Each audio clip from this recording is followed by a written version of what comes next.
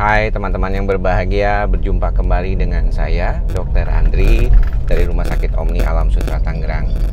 Saat ini saya sedang menuju rumah sakit tempat saya praktek, dan hari ini pasca cuti kemarin biasanya akan ramai sekali pasien, dan memang sudah dapat kabar tadi kalau pasiennya sudah full book.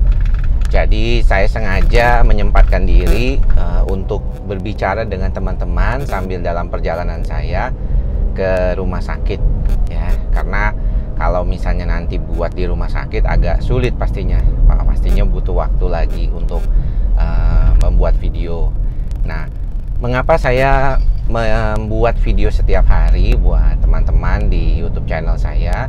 Sebenarnya adalah salah satunya sebagai sarana terapi yang mungkin dianggap sebagai terapi jarak jauh, walaupun mungkin tidak selalu perlu ya buat semua orang, tetapi buat orang-orang yang mengalami masalah kejiwaan, apalagi gangguan kecemasan gitu ya, biasanya ketika kita mulai memahami diri kita, kita tahu apa yang terjadi pada kondisi kita tahu bahwa keadaan ini sebenarnya tidak perlu dikhawatirkan, maka ada rasa lega yang mungkin bisa kita alami, walaupun gejalanya itu masih mungkin sering datang sih. Jadi masih tetap datang, tetapi setidaknya dengan punya informasi yang baik terkait dengan kondisi ini, maka si pasien biasanya akan merasakan, oh iya ya, saya sudah bisa nih ternyata memahami apa yang terjadi pada tubuh saya,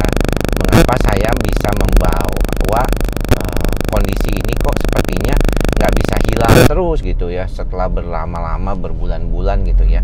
Kayaknya agak susah gitu untuk mencoba membantu diri sendiri gitu ya, karena kepikirannya tuh selalu ada yang salah dengan diri kita, ada yang tidak pas gitu ya dengan situasi di badan kita gitu.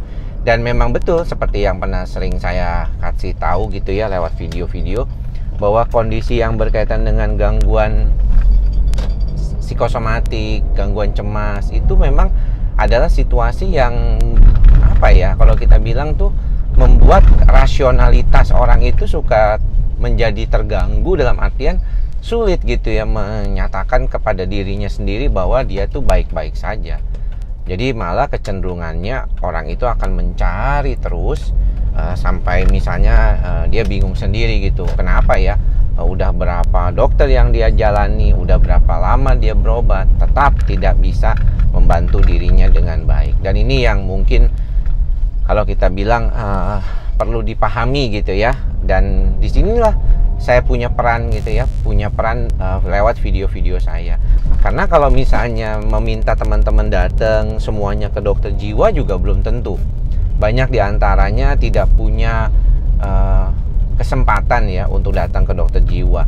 Ada yang mungkin juga kekurangan ya dana untuk membuat dirinya lebih nyaman. Walaupun menurut saya sih, kalau misalnya kita ada sedikit dana yang bisa kita berikan ya untuk kesehatan jiwa kita, maka lakukanlah ya. Kenapa? Karena kalau kita bisa lebih baik secara kesehatan jiwa, maka kemampuan dari diri kita untuk menjadi lebih baik, aktivitas lebih baik, kemudian berpikir lebih baik, maka itu akan jauh lebih membuat diri kita rasanya lebih nyaman.